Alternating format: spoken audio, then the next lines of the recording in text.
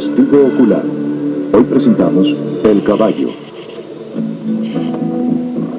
Desde antes del comienzo de la historia registrada, la gente ha tenido necesidad del caballo. Hemos crecido con él. Hemos utilizado sus instintos. Grandes reyes, generales, exploradores, hasta los dioses, todos montaban caballos. Pero nunca nadie conquistó su espíritu independiente. La gente simplemente aprovechó su energía y la puso a trabajar.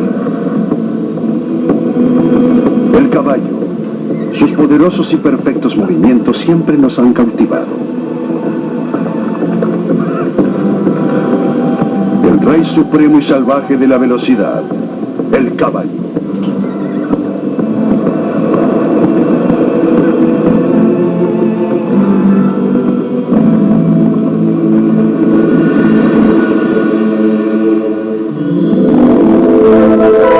Hasta su nombre evoca en el carrusel de nuestras mentes una arremolinada imagen de excitación, aventura, peligro. Una imagen que transforma a personas comunes en héroes.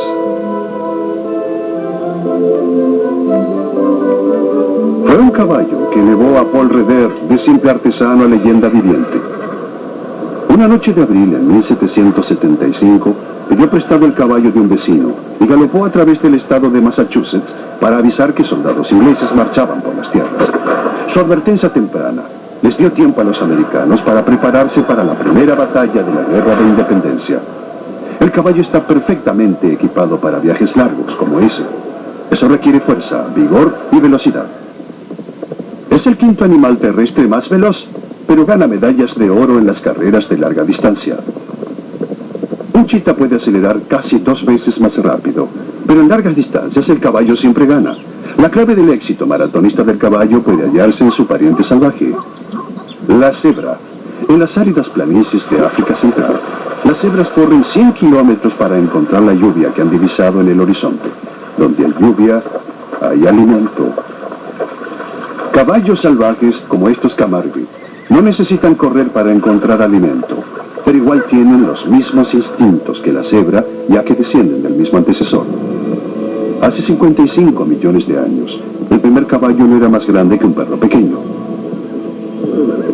Con 3 dedos acolchonados en sus patas traseras y 4 en las delanteras. Los dedos se extendían para que el animal pudiese caminar en terreno blando. A medida que los bosques disminuyeron y aparecieron las praderas, se mudó a las planicies, adaptándose al cambio de medio ambiente. Para correr más rápido, desarrolló patas más largas. Perdió todos menos un dedo en cada pie y lo convirtió en un casco. Con patas más largas, la criatura necesitaba un cuello más largo para pastar. Y así, hace 3 millones de años, evolucionó Equus, padre de la moderna familia del caballo. El Przewalski, un caballo primitivo de las planicies de Mongolia, se parece al Equus original. Comparte características tanto con la cebra como con el caballo domesticado. Su crin no cae, sino que es erecta, y tiene una raya dorsal como la cebra. A medida que los caballos se desarrollaban, también lo hicieron los humanos. Durante siglos, solo cazaban al caballo para comerlo. Luego, hace 5.000 años, los ucranianos lo enjaezaron para que tirase de sus carretas. De todos los animales, ¿por qué enjaezar al caballo? Por su disponibilidad. Vivía cerca de donde la gente criaba su ganado y cultivaba sus cosechas. Y por su adaptabilidad, buscan cantidad en vez de calidad. Pastorean en cualquier lugar, con cualquier planta que crezca al aire libre, de modo que viven en lugares en los que otros herbívoros no pueden. En estado natural pasan al menos 15 horas del día comiendo. Por ser animal de presa, el comer puede ser peligroso. Con la cabeza cerca del suelo no se puede ver a los enemigos. De modo que un caballo pastoreando se yergue para ver si hay peligro como mínimo 1000 veces al día. Levantar la cabeza no significa un esfuerzo. Si lo fuera, el caballo pronto se agotaría. El cuello de un caballo es como un resorte espiral que almacena energía. El caballo es una criatura inteligente. pero su cerebro está más desarrollado en áreas asociadas con la coordinación muscular. El cráneo es largo para poder contener todos los dientes necesarios para triturar la vegetación. El caballo está estructurado para carreras de maratón. Los huesos son delgados, el esqueleto es liviano. La columna mantiene rígido el cuerpo. La caja torácica protege el corazón y los pulmones. Los largos huesos de sus extremidades pivotean sobre articulaciones como poleas conectadas a los grandes grupos musculares. Y todo el cuerpo está cubierto de pelo grueso, al cual se le atribuyen poderes mágicos en el folclore. Además de ser utilizado para encerdar arcos de instrumentos musicales, se decía que el pelo del caballo curaba el bocio y, si se lo colocaba en agua, se convertía en anguilas. En algunas culturas, no solo pelo, sino también plumas cubrían el cuerpo del caballo. En la mitología griega, la diosa Atenea usó una brida de oro para atrapar y domesticar al caballo volador, Pegaso.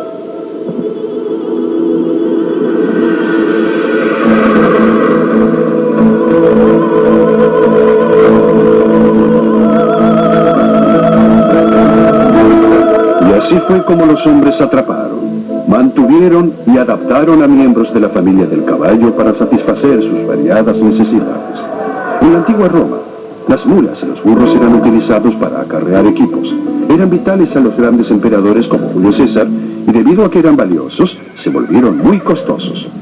Los caballos tiraban de los carros, y ser pisoteado no era el único problema a sus pies. Los cascos, compuestos de un grueso material parecido al de nuestras uñas, se gastan en superficies duras. Entonces se inventaron las herraduras para proteger los pies del caballo, creadas con fuego y el metal mágico, hierro, al cual se le atribuía el poder de mantener alejado al diablo, y colocadas con un número de la suerte de clavos, 7. En casi todos los países, la herradura se consideraba un amuleto de la suerte. Hasta en el mar, los marineros las usaban para prevenir tormentas y naufragios. En 1805, el almirante Nelson tuvo una herradura clavada al mástil del Victory en la batalla de Trafalgar. Pero la herradura debe siempre estar colocada con el extremo abierto hacia arriba, para que la buena suerte no se caiga. Como casi todos los artículos del equipo de montaje, las herraduras fueron utilizadas por primera vez por los jinetes asiáticos. Ellos fueron los primeros en montar a caballo. También inventaron el estribo alrededor del año 200 a.C. Muy pronto, el uso de este adminículo se diseminó a través del Mediterráneo y el norte de África. El estribo les confirió a los jinetes estabilidad y equilibrio, y les dio a los guerreros montados la libertad de utilizar ambas manos para sus armas. El estribo está considerado como el desarrollo más significativo de la guerra entre la domesticación del caballo y la invención de la pólvora. Atila el Huno trajo el estribo a Europa en el año 435 d.C., pero no a todos les gustó esta forma de montar. Hay una historia que cuenta que los ingleses no usaron estribos en la batalla de Hastings en 1066. Los normandos invasores lo hicieron y ganaron.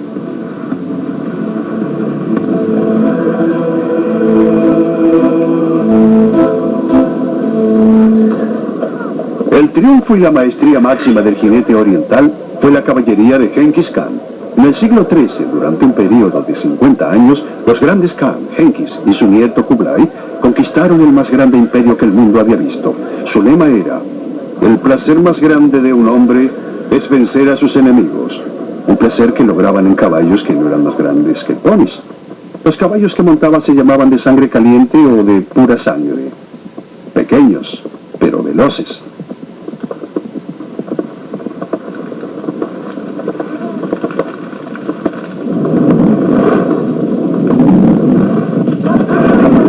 El nombre Sangre Caliente les fue conferido porque provenían originalmente de los cálidos desiertos del Medio Oriente y del norte de África, y porque eran briosos y de reacciones veloces.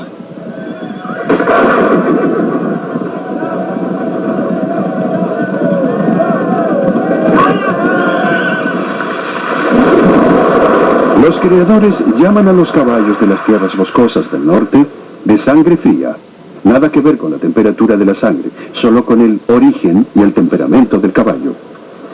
Los sangre frías son caballos fuertes y pesados para la batalla y para el trabajo. Caballos para cosechas o para viajar con estilo.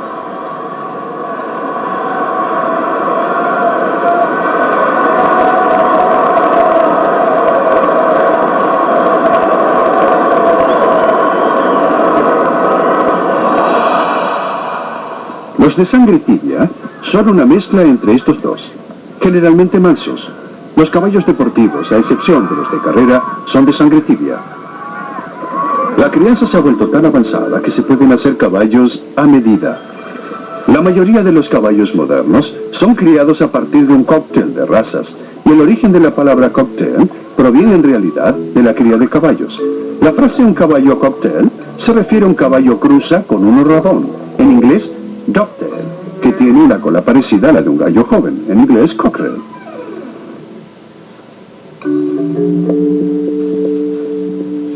La cría de caballos es como la aritmética. Por ejemplo, la cría durante largo tiempo de asnos salvajes dio lugar al burro. Los burros pueden seguir reproduciéndose, pero solo se puede cruzar un burro con una cebra una vez, lo que resulta en un ceburro estéril. Caballo más burro igual a mula. Es un animal fuerte y útil, pero otra vez estéril. Así que, fin de la ecuación.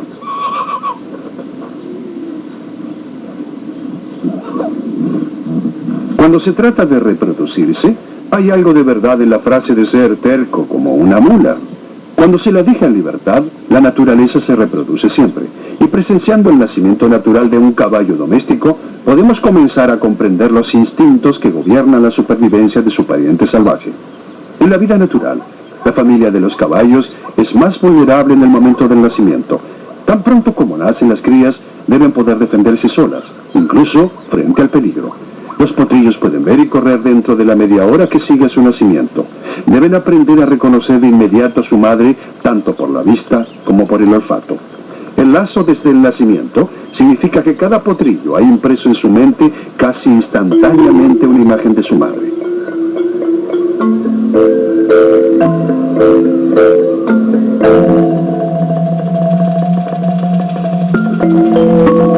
Cada cebra tiene un diseño único, exclusivo, casi como una huella dactilar humana.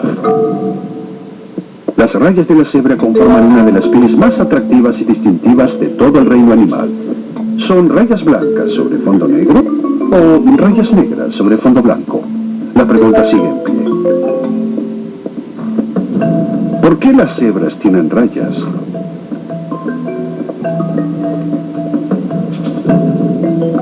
Algunos científicos piensan que podría ser una forma de protección contra las moscas. Las moscas tsetse son atraídas por grandes objetos negros y parece que las cebras no le atraen. Además, las rayas funcionan como camuflaje. ¿Dónde termina una cebra y comienza la otra?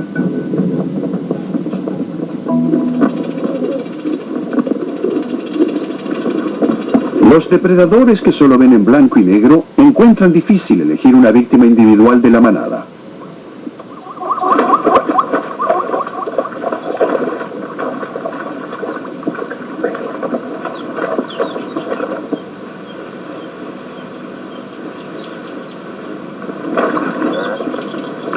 No es un sistema infalible, especialmente cuando de vez en cuando las cebras se dispersan para beber su ración de agua.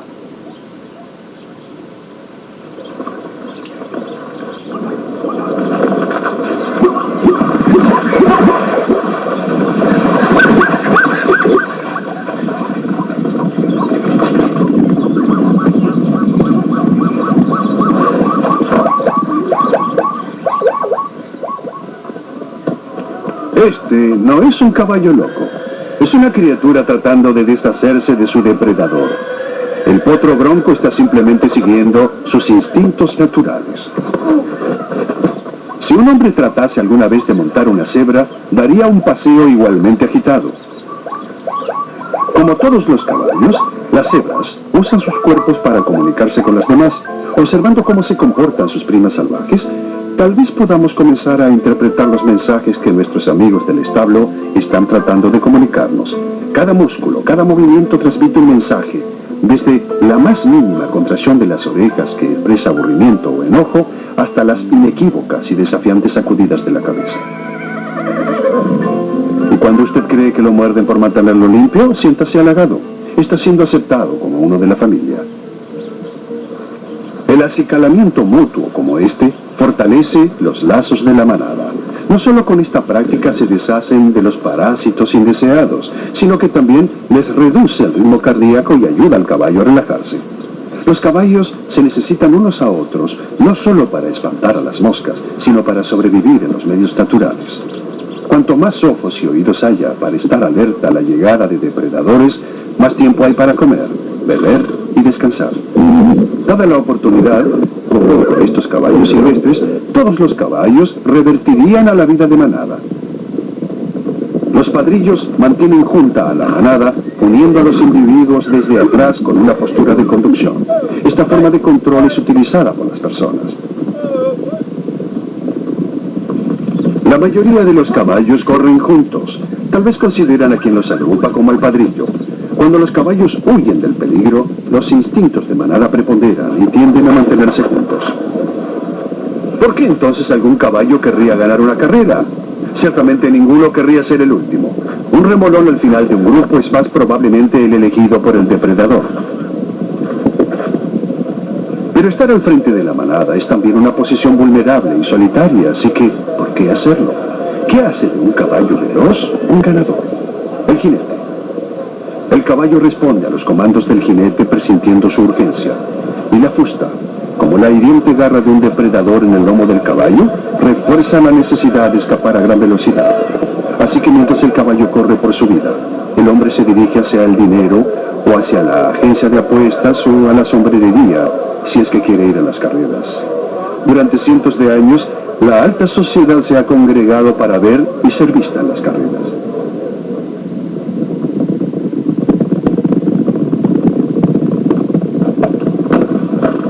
Tal vez en la cima de la sociedad de Quín está el caballo árabe, padre de todas las razas de caballos.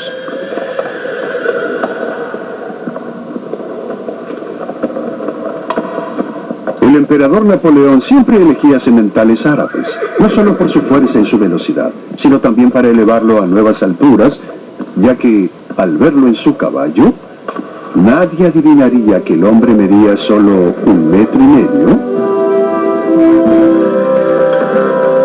o 15 manos.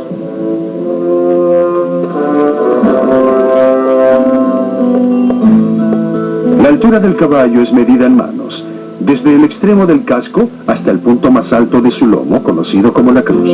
Originalmente la distancia entre el meñique y el pulgar era tanto utilizada por los egipcios como los griegos y los romanos. La medida fue estandarizada por Enrique VIII de Inglaterra. Ahora, una mano equivale a 10 centímetros.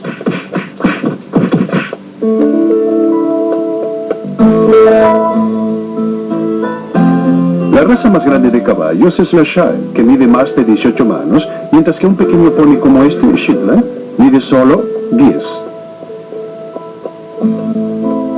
Entre los caballos pesados y los ponis están los caballos livianos, los llamados caballos de montar, que miden entre 14 y 17 manos. Hemos medido la altura del caballo en una forma estándar desde el siglo XVI, pero no comprendimos cómo se mueve un caballo hasta la década de 1880, con las técnicas fotográficas de Edward Muybridge. El caballo tiene 4 tipos diferentes de movimiento de sus patas, cada uno adecuado a diferentes velocidades. Un caballo va al paso y luego trota cuando sus patas se mueven en pares diagonales casi juntas. Luego anda al paso largo, una marcha de 3 tiempos. Graciosa y elegante, con una pata delantera y ambas traseras adelante. Luego la otra delantera, seguido de una suspensión momentánea.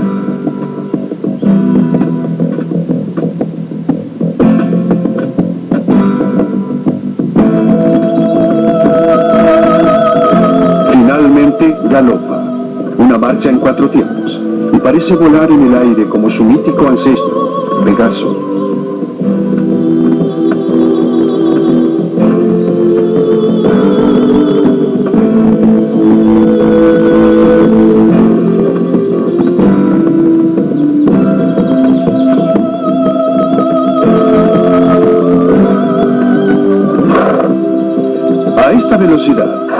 caballo puede hacer 140 pasos por minuto y solo 2 respiraciones por segundo.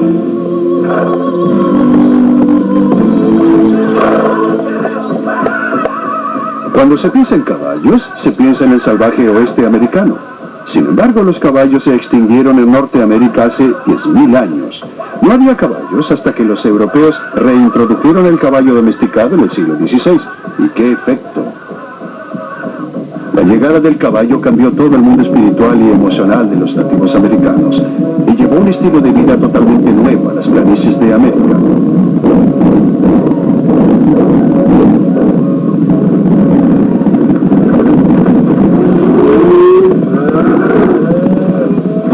El caballo llegó, fue enjaezado y utilizado para abrir todo el continente. América se convirtió rápidamente en una cultura ecuestre. Desde la guerra hasta la agricultura, montar a caballo se convirtió en parte central del estilo de vida americano. La galera, la primer casa rodante de los americanos.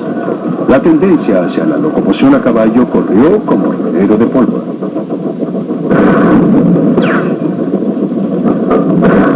Y duró hasta la invención del ferrocarril. El tren fue el primer medio de transporte que desafió al caballo para trayectos de larga distancia.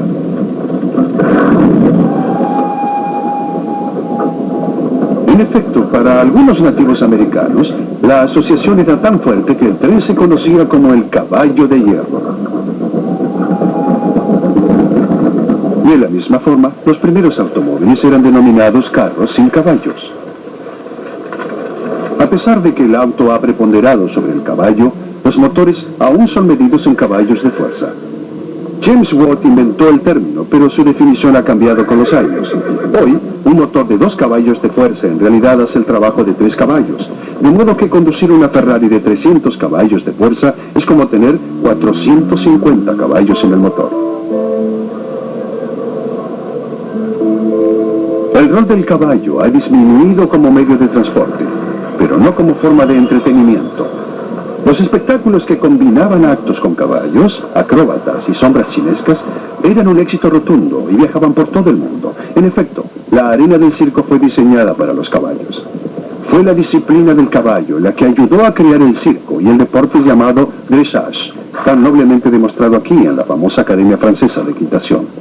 Todos estos caballos son padrillos y por una buena razón. Están entrenados para expresar conductas naturales, pero de una forma exagerada. Por ejemplo, durante la curvette, la aguda percepción del caballo detecta señales sutiles de su jinete. Sabe instintivamente cuándo recurrir a su comportamiento natural. En la vida natural, los caballos giran para evitar patadas violentas en la cara. Esto se convierte en la pirouette. Mientras que el passage se deriva del ritual de preacoplamiento del padrillo. Da pasos levantados para llamar la atención de la yegua. Tiene más que ver con instinto que con un logro artístico. Los caballos responden tan perfectamente a nuestros comandos que equivocamos su obediencia por inteligencia, pero a veces su conducta es difícil de explicar. Los celtas de la antigua Gran Bretaña creían que los caballos tenían poderes clarividentes que les permitían percibir intrusos invisibles del mundo espiritual. Lo que vemos son nuestras almas en ellos. La belleza, la elegancia y la fuerza del caballo siempre ha fascinado a los artistas. Leonardo da Vinci tenía pasión por el dibujo de caballos. Desde sus primeros bocetos equinos, en 1478, hasta su trabajo posterior, este maestro del Renacimiento elevó al caballo a símbolo de nobleza y poder. En todo el mundo, la nobleza del caballo se llegó a reflejar en la nobleza del jinete. Se esperaba que los buenos jinetes fueran honorables y corteses. De allí provienen las palabras caballero y caballerosidad. En la Europa medieval, sociedades enteras eran gobernadas por las reglas de caballerosidad.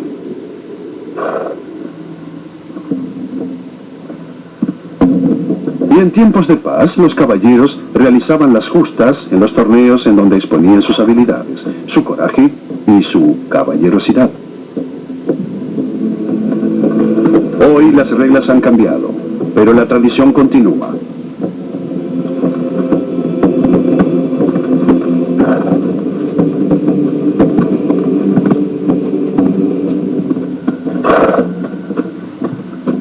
En lugar de derribar la cabeza del oponente con la lanza, es suficiente golpear su escudo para ganar la justa.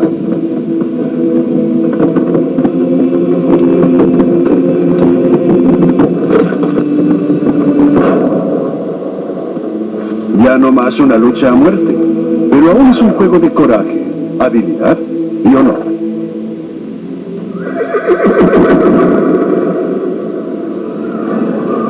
Uno de los más grandes caballos que ha conocido el mundo fue Bucéfalo, montado por Alejandro Magno. En el año 300 a.C., Alejandro estableció un imperio que se extendía desde Grecia hasta la India a horcajadas de Bucéfalo. Cuando el caballo murió, nombró a una ciudad hindú, Bucéfala, en honor a su leal corcel. 2000 años más tarde, un caballo desconocido ayudó a salvar a una nación. Nadie sabe cómo se llamaba la cabalgadura de Paul Revere. Era solo un caballo, fiel, confiable, fuerte, siguiendo las instrucciones de su jinete, galopando por la libertad. Los tiempos han cambiado. Hoy en día, en la mayoría de las sociedades, el caballo se ha convertido menos en una necesidad y más en un símbolo. Una criatura criada para funciones específicas, refinando sus verdaderos instintos. Pero oculto, cerca de la superficie, está siempre ese otro caballo. Es por eso que decimos, puedes llevar un caballo hasta el agua, pero no puedes obligarlo a beber. Reconocemos una independencia de espíritu que nunca será conquistada. Los verdaderos amantes de los caballos reconocen este ideal. Para algunos, montar es una parte esencial de la vida desde la niñez hasta la edad adulta. Siempre tendremos una necesidad y un anhelo por el caballo.